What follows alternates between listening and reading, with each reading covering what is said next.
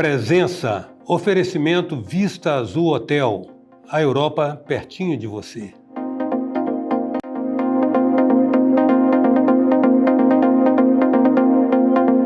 A nossa presença hoje tem uma característica particular, porque vai discutir comportamento feminino, masculino, a partir de uma obra, de um trabalho desenvolvido por uma escritora, Annelise, que está lançando a sua publicação, O Livro dos Encontros. Normalmente, nos programas de entrevista, a gente entrevista as pessoas a partir da proposta do livro, vai conversar sobre o livro, mas tendo sido um livro que esse apresentador teve a oportunidade de ler, a gente imagina que possa extrair algumas informações mais interessantes do que uma súmula genérica. Nós vamos conversar com a Annelise, que é a nossa entrevistada de hoje, e ela só assina o livro como Annelise, portanto, assim será tratada. Bom ter você aqui, Annelise. Obrigada. Então, gostei muito do livro. Estou dando depoimento sem demagogia e não dá para poder, às vezes... Quando a gente tem que ser crítico, mas num sentido que não vai exaltar a pessoa, é melhor a gente se abster da crítica para não criar um constrangimento. É uma regra até de educação. Quando a gente gosta, não tem que ficar regateando adjetivos. Ah, que bom. Gostei muito do livro. Acho que mesmo que esse livro, o senhor tem um caráter assim, bobeiro antológico, porque certamente vai servir de referência para muitos jovens e meninos e meninas, e meninos de 60, 80 anos também, que é uma referência muito boa a respeito da nossa identidade. Nos anos 60, nós tivemos o exemplo do relatório Kinsey, que produziu uma revolução na concepção da sexualidade humana, identificando através de pesquisas, ou seja, de abordagens teoricamente científicas de comportamentos. E o que você traz aqui também é fruto de pesquisa, né? Sim, sim. Fala um pouquinho disso para nós. Então, esse livro nasce como uma pesquisa, depois como alguns experimentos, e o resultado dele, resumindo tudo, seria, né, vamos fazer o resultado de uma pesquisa, um livro sério, fundamentado, e eu acho que ele não cumpriria a sua função, que é de função de um diálogo, né? Então, vamos fazer um livro sério, fundamentado, mas vamos falar o cotidiano, o português claro, e aí vem a tragicomédia humana, que nós somos um pouco bobos, um pouco gênios. Então é isso, é um livro bem humorado, traz uma psicanálise caseira sobre relacionamento sexo-afetivo, sobre as questões humanas, sobre temas que a gente ainda não sabe exatamente como dissertar, como falar, como agir, como atuar. Então eu acho que a ideia do livro era basicamente isso, né? Uma questão que traz essa questão do novo nos assuntos de relacionamentos sexo-afetivos, mas no final a gente chega à conclusão de que são assuntos velhos, com remodelagens novas, né? Com outras roupagens.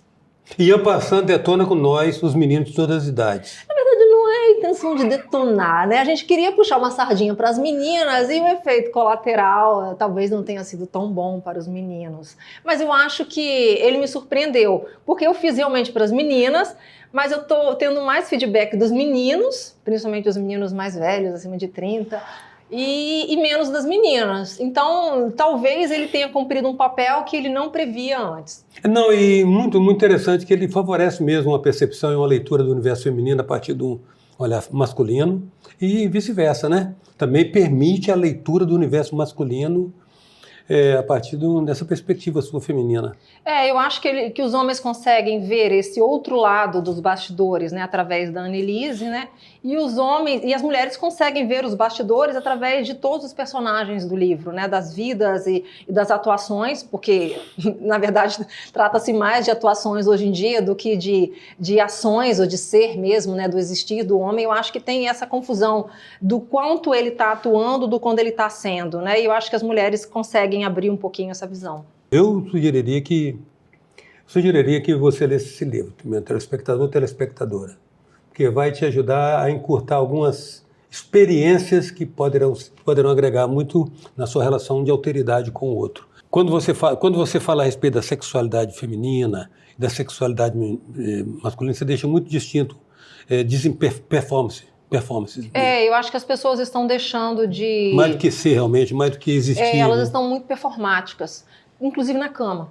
né? Não só na vida real, ou seja, as pessoas hoje elas precisam criar um personagem, seja lá em que cenário, talvez no cenário de um aplicativo, de um site ou de um ambiente, né? E elas passam a performar a partir daquilo que ela considera ser o ideal, o que seja o melhor para ser, o melhor para agir, o que vai ser mais atrativo para o outro. Então eu acho que não chega a ser uma análise, quanto estamos superficiais. Eu acho que não é isso. Eu acho que a complexidade das relações hoje, ela chega num tanto em que as pessoas elas não estão mais à vontade para ser o que é, para ser o que são. Né? Talvez seja essa a grande corresponder à expectativa. Exato. Então a gente está mais vivendo para corresponder à expectativa, né? Porque a espontaneidade já não é mais tão bem vista, né? Ou a gente já não sabe mais lidar com essa espontaneidade humana. E falar a respeito de corresponder à expectativa, você cita alguma coisa. Na verdade, inclusive, é interessante que você traz informações que tem hora que você chuta o pau da barraca, você usa o palavrão cru mesmo, e depois você vai lá e traz Baruch Spinoza, e traz os clássicos e mostra uma agradável familiaridade com temas mais profundos. Mas é um livro também, sobretudo, baseado em pesquisa, correto? Sim, então, sim. E você pesquisa a partir de aplicativos, também usando aplicativos de relacionamento. De encontros, E nos aplicativos de relacionamento você distingue comportamentos bem diferentes e mesmo desavisados dos meninos e das meninas. Exatamente. Eu estava até falando com os meninos agora, né?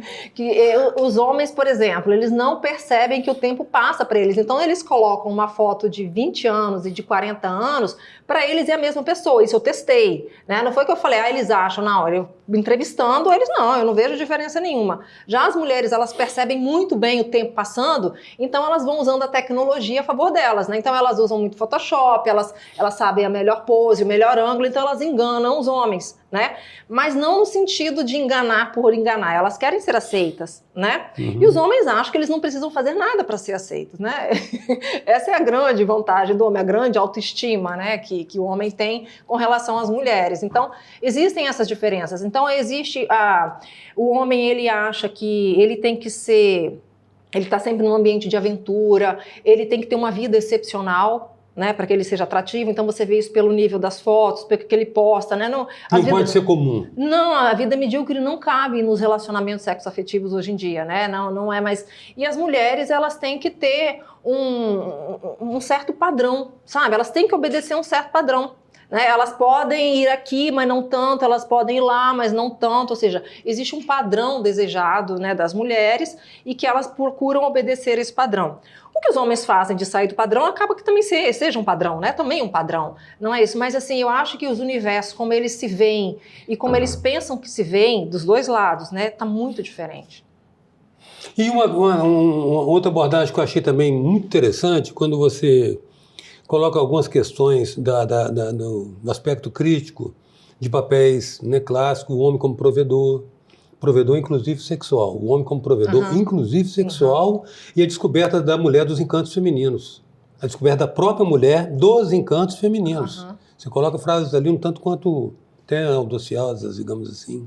Existem várias abordagens a respeito disso, né? Eu trouxe a Emma Jung, por exemplo, que é a esposa de Jung, que ela traz uma obra chamada Ânima e Ânimos, porque no final os aspectos civilizatórios, né, nos tornou muito parecidos, mas na verdade existem essa verdade, esse inconsciente coletivo, né? A gente continua tendo uns instintos femininos, vocês continuam tendo os instintos masculinos, e a gente quer abafar isso, né, a todo custo, pela modernidade, pela civilização, mas eles não são facilmente apagados, ou seja, a gente continua buscando um padrão muito parecido com o que a gente buscava há anos e milhares de anos atrás, e os homens também. Reproduzindo, replicando inercialmente. Exatamente, assim, é claro que a gente usa outros termos, a gente usa outros conceitos, nós estamos falando das mesmas a gente está coisas. falando praticamente das mesmas coisas, né? É claro que isso muda, obviamente que isso muda. A Ana Jung mostra que também a gente na progressão histórica, a gente vem mudando, ou seja, o nosso inconsciente, né, não exige mais aquele homem que mata, etc. Mas a gente busca o masculino, né, enquanto o homem também busca o feminino. Pode ser discutido hoje o que é feminino, o que é masculino? Pode.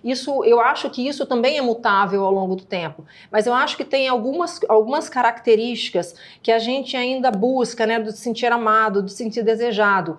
E através de uma linguagem que ela não é a mesma para o homem e continua não sendo a mesma para a mulher.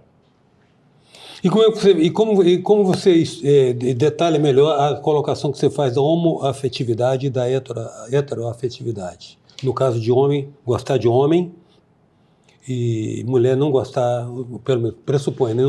Não tem tanta afinidade com mulher.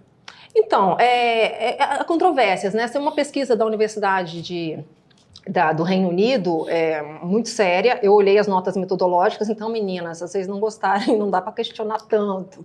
Depois podemos conversar sobre isso. Mas dizem que não existe mulher heterossexual.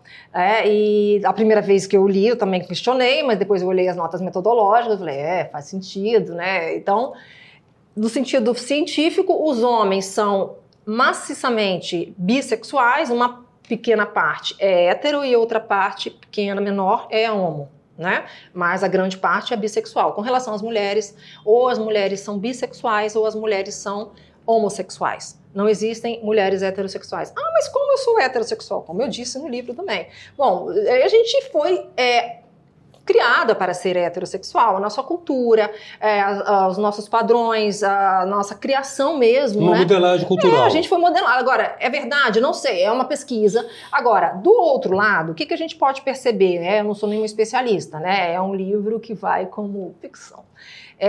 O que pode perceber é que os homens são basicamente homoafetivos. Eles se divertem com homens, eles gostam de estar com homens, eles gostam de sair com homens. E a verdade, eu tenho que ir para casa porque minha mulher está me chamando, eu tenho que sair com a minha namorada. É como se fosse um fardo, que ele nem procura disfarçar, né? Mas ele não entende que isso é ser homoafetivo. Não quer dizer que ele não goste de fazer sexo com uma mulher. Ele gosta de fazer sexo com uma mulher, mas ele é homoafetivo, ele gosta de estar com os amigos, ele sente prazer em estar com os amigos. Ou seja, ele precisa da mulher para outros fins. Existem homens heteroafetivos? Existem. Menos. Mas a gente pode perceber isso. E as mulheres são mais heteroafetivas. Elas conseguem fazer essa junção entre o parceiro de vida e o parceiro de cama. Para os homens, eles tendem a... Se é um, é outro. Eles tendem a ter essa capacidade um pouco mais limitada. E outro aspecto que você também constata ou relata, eu acho também sempre, de uma certa maneira... tomando como parâmetros as pesquisas, é a questão das perversões e do desencadeamento das perversões através de, por exemplo, alguns gostos, como da mania pela pornografia. Na verdade, isso é um tema pouco trabalhado, é um tema pouco discutido. Por quê? Por causa da vergonha, isso chega pouco aos consultórios, principalmente porque, em termos estatísticos, isso acontece mais com os homens, né? Então, existem, por exemplo, as perversões, o sadomasoquismo, o masoquismo, que a gente pode brincar, né? Que vem lá daqueles 50 tons de cinza, mas isso veio de Marquês de Sade, né? O sadomasoquismo, e depois veio de um outro autor, a deusa de Vênus, eu acho que é. Não me falha a memória.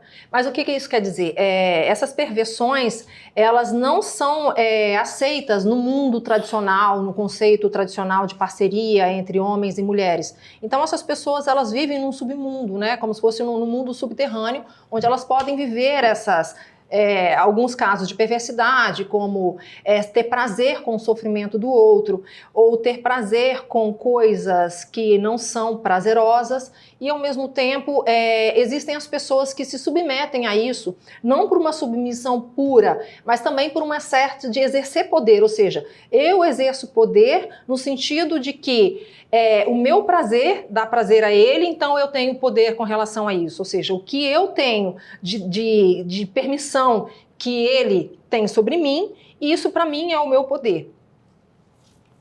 A presença hoje é de Annelise, escritora e pesquisadora, a propósito do lançamento do seu livro dos encontros. A gente volta já. Venha viver momentos inesquecíveis no Hotel Vista Azul, nas Montanhas Capixabas. Resort com piscina interna e externa, quadras de tênis, jacuzzi, suítes amplas e confortáveis, lounge com lareira e um mirante com vista para a Pedra Azul. Hotel Vista Azul, a Europa, pertinho de você. Presença. Oferecimento Áureo. Mais que sonhar, realizar. E Vista Azul Hotel. A Europa pertinho de você. Voltamos com a presença, um oferecimento do Vista Azul Hotel.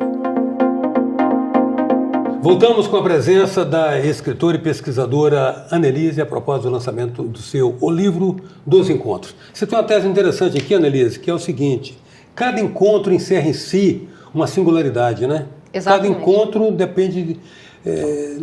não acho que não é assim uma definição de adequação de perfis. Cada encontro tem uma química e uma magia própria, é isso? Na verdade, o Livro dos Encontros se chama Livro dos Encontros, né, pegando uma teoria de Baruch de Spinoza, que é um filósofo. E ele dizia o seguinte, que bom ou más não são as pessoas, né? Bons são os relacionamentos, a potência que esse relacionamento gera. E ruins é a falta de potência. Então, às vezes, você está com uma pessoa que você se sente muito bem, que aquilo gera uma potência, né? E aquilo te transporta a um nível superior, digamos assim, de bem-estar, enfim. E isso é um bom encontro. Os maus encontros seriam o encontro entre duas pessoas que não gera essa boa potência. Você gera impotência, te faz sentir mal ou faz o outro se sentir mal. Então, na verdade, o Livro dos Encontros é isso. É que tipo de potência o encontro entre você e outra pessoa está gerando. Não necessariamente essa pessoa é ruim. E agora a gente está vendo, né? Não é que chega a ser o modismo, mas quase, né? Eu estava num relacionamento tóxico, meu namorado ou minha namorada era tóxica. Na verdade, a gente está numa sociedade de pessoas intoxicadas, né? Estamos todos intoxicados e querendo culpar o outro. Não estou dizendo que isso não exista. Mas o que existe, na verdade, é que, talvez esse seu namoradinho tóxico, essa namoradinha tóxica, com outra pessoa, gere um encontro positivo, com potência, né? E gere coisas boas. Uhum. Então a lógica do Livro dos Encontros é essa, é trabalhar os encontros e não as pessoas. Vem cá, mas a gente pode entender assim, traduzindo de uma maneira mais simples, que o encontro é aquele que suscita em você a vontade de você ser a sua melhor versão para o outro? Eu não sei, porque quando a gente tenta ser a melhor versão, não parece uma coisa espontânea, natural, né? Eu acho que está representando. Eu acho que o bom encontro é você ser você, sem se preocupar se é a sua melhor versão, ou seja, que nós somos várias versões de nós mesmos, né? Eu acho que é isso. Eu acho que a gente permitir ser todas as versões para que o encontro seja bom, seja isso. Eu não preciso esconder uma versão de mim. Sem esconder. É que a gente estava falando, por exemplo, das perversidades, né? E a gente estava falando aqui agora entre nós, né? Sobre outras práticas, Golden Shower, etc. Zoofilia, coprofilia, inversões. Então assim, e às vezes, e essa versão se não vem à tona, para onde ela vai, né? Então ela é isso. explode alguma coisa, Exato. Né? Então eu acho que o bom relacionamento é permitir que as suas versões sejam manifestas. Não que você concorde com tudo, né? Mas se você não puder manifestar todas as suas versões... Entre outras pérolas que você traz aqui, eu não sabia, pelo menos eu desconhecia, apesar de que não é minha praia também, né? Eu sou um reles perguntador. Eu também. Mas você traz aqui a tese de que, na afirmação da sua virilidade, o homem quer ser pai mais idoso... E com isso há uma predisposição constatada cientificamente de que a paternidade tardia, pelo fato do espermatozoide ter uma certa tendência a ter anomalia, é mais suscetível de nascer uma criança com autismo, com Down e com outras disfunções. Teria que ser... Exatamente. A primeira vez que a ciência foi revisitada pelas mulheres, porque as metodologias científicas eram todas masculinas, né? Vocês já descobriram que os pais das crianças que tinham síndrome de Down não haviam sido pesquisados. Pesquisavam as mulheres. Fizeram uma relação óbvia. A mãe mais velha da síndrome de Down, culpa da mulher. E aí descobriram que agora, mais recentemente com o autismo, que a produção tardia, ou seja, os homens envelhecem e a produção ela se torna um pouco mais precária. Então, essas anomalias, né, ou seja, o espermatozoide mais velho, não é esse termo correto, só para simplificar, ele tem predisposição a gerar em mais alto grau anomalias como autismo e síndrome de Down, ou seja, a culpa nunca foi das mulheres. Inclusive quando as rainhas perdiam... As rainhas perdiam filhos, ou elas não podiam... Perdiam o trono por não ter filhos, e o homem que era estéril, as mulheres não conseguiam dar um filho homem, porque não sabiam que quem dispunha, né, das diferenças de números eram os homens. Então as mulheres elas carregam muitas culpas, porque o homem é que sempre dominou tanto o poder político, o poder religioso, o poder científico, e agora isso está vindo à tona. Ou seja, as mulheres também estão encontrando um momento de resgate, né? Apesar de que aqui também você não sentencia de novo, você deve ter convivido com muito menino maldoso lá na sua infância. Não, Sei que até o final do tempo nós, os homens, teremos que resgatar injustiças ancestrais com vocês. Acho, mas com mimos, né? Eu acredito que a revanche não é uma boa opção, porque ela cansa, né? Eu acho que está na hora da gente relaxar. Eu acho que essas descobertas não é para aumentar a rivalidade entre homens e mulheres, é para que as mulheres comecem a relaxar. Os homens também envelhecem, os homens também têm andropausa, os homens têm um brinquedinho que é de armar e o nosso não, a gente tem um brinquedinho só para prazer e os homens não têm. Então não é uma disputa, é para que vocês se relaxem, se tranquilizem. Não, as suas estatísticas são muito perversas com relação a nós, principalmente os meninos mais velhos. As estatísticas são perversas. É uma delas. Não. Qual? Isso tudo que você falou, inclusive o fato de ficar aí se animando e querendo, sabe, passar pelo que não é mais. Assim, por exemplo, a paternidade tardia. A gente percebe que os homens ficam mais velhos, por exemplo, ele sai de uma relação de um par de iguais, né? Ou pelo menos, né, coincidente de idades. E aí eles procuram a fonte da juventude fora deles, né? As mulheres, elas vão fazer plástica, elas vão fazer coisas, mas os homens procuram fora deles, através de uma mulher mais jovem. Isso é um padrão. É um padrão, principalmente na América Latina, de países subdesenvolvidos. Isso não acontece na Europa, por exemplo. Mas daí eles querem provar virilidade, né, com a paternidade. Por exemplo, eu sou pai com 60, etc, né? Assim, tá errado? Não fosse pelas intenções, ou seja, é normal acontecer, né, esses encontros, é normal acontecer, mas não da forma cultural como acontece nesses países, né? Relegando as mulheres mais velhas a um papel de descarte.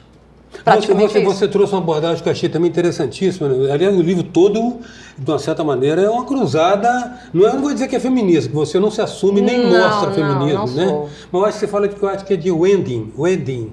O esforço da mulher ou da pessoa que na relação é economicamente mais desfavorecida e busca com muita, digamos assim, naturalidade ter um parceiro que está numa situação melhor, que lhe proporciona aquilo que ela não pôde obter. A hipergamia. A hipergamia, ela acontece também em países menos desenvolvidos, mas isso do ponto de vista econômico. Só que do ponto de vista antropológico, né, isso sempre existiu. As mulheres, né, elas sempre procuraram homens mais fortes, né, com mais poder ali da tribo para reproduzir. E hoje o que acontece? Eu tinha uma visão, antes de começar as pesquisas, lá em 2014, uma visão muito negativa a respeito disso, né? A mulher tem que lutar, a mulher pode... Mas hoje eu percebo que algumas mulheres, elas têm um caminho tão longo para seguir e com tantos obstáculos que os homens não têm, para elas chegarem num patamar que elas não vão conseguir ter uma vida digna, vamos falar a verdade, né? E ao passo que os homens sempre usaram a beleza da mulher e a juventude da mulher, né? E por que as mulheres não podem se aproveitar do benefício do poder econômico do homem? Né? Se é uma troca, não vejo problema. Eu não vejo problema.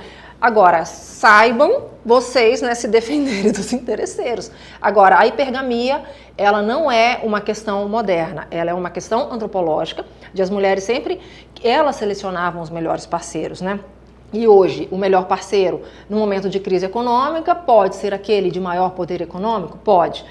Só as mulheres fazem isso? Não. As pesquisas indicam que cada vez também os homens têm usado da hipergamia também. Ou seja, não homens. É mais... os homens também. Eu lembrava daquelas novelas clássicas do Nordeste, baiana, de Jorge Amado, que tinha as menininhas, as pombinhas, e os coronéis que vinham do interior. Me remeteu muito a isso, essa relação de troca explícita. Mas hoje eu tento raciocinar.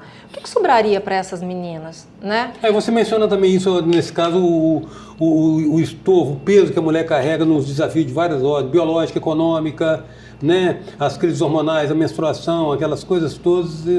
O homem, ele segue numa linha reta, né? A gente vai numa subida cheia de obstáculos, né? E tem que estar com a cara serena, né? Porque senão a gente é rotulada de tudo, né? Essa mulher é até histérica, ela tem um humor péssimo, ou seja, quando o homem consegue desqualificar uma mulher em 10 minutos. Se numa reunião uma mulher for chamada de qualquer coisa, ela é louca, acabou. A carreira dessa mulher, naquela empresa pelo menos, acabou. Ela nunca mais será levada a sério. Você está exagerando? Não estou exagerando. Infelizmente, é assim que as coisas funcionam.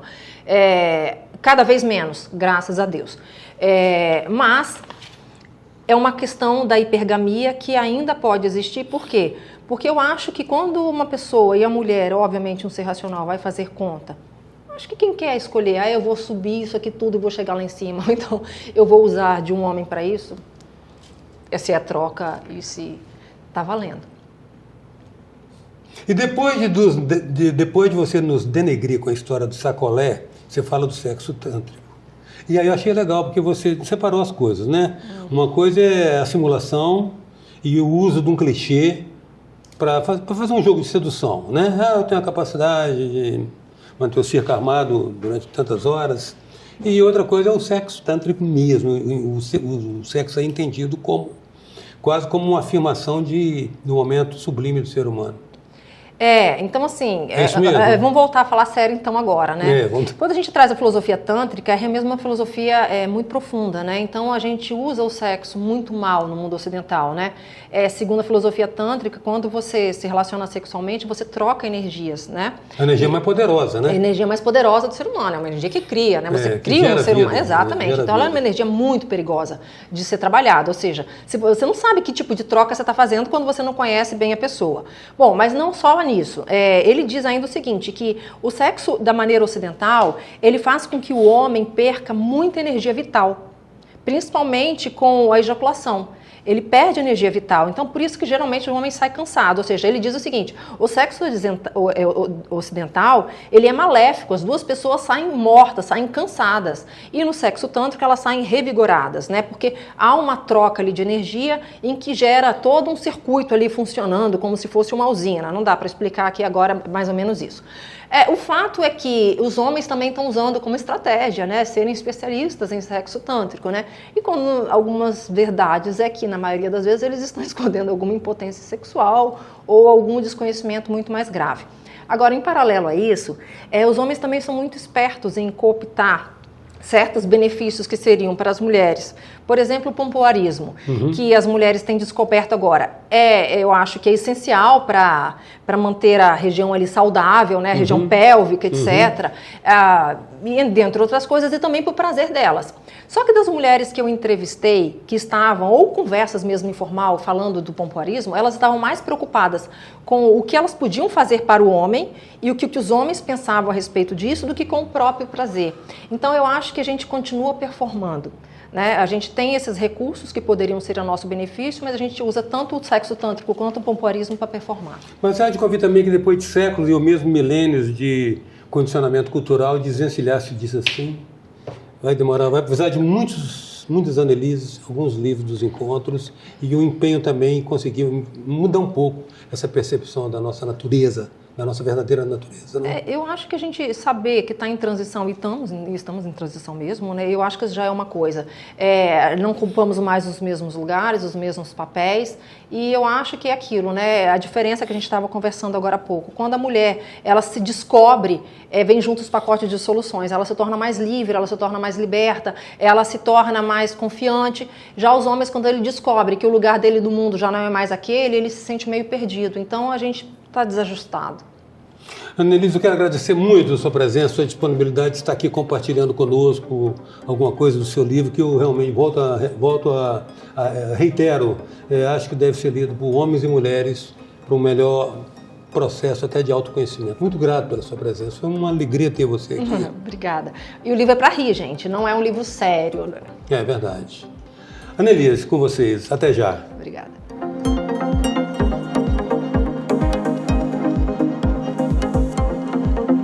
Presença. Oferecimento Áureo. Mais que sonhar, realizar. E Vista Azul Hotel. A Europa pertinho de você. Venha viver momentos inesquecíveis no Hotel Vista Azul, nas Montanhas Capixabas. Resort com piscina interna e externa, quadras de tênis, jacuzzi, suítes amplas e confortáveis, lounge com lareira e um mirante com vista para a Pedra Azul. Hotel Vista Azul, a Europa pertinho de você.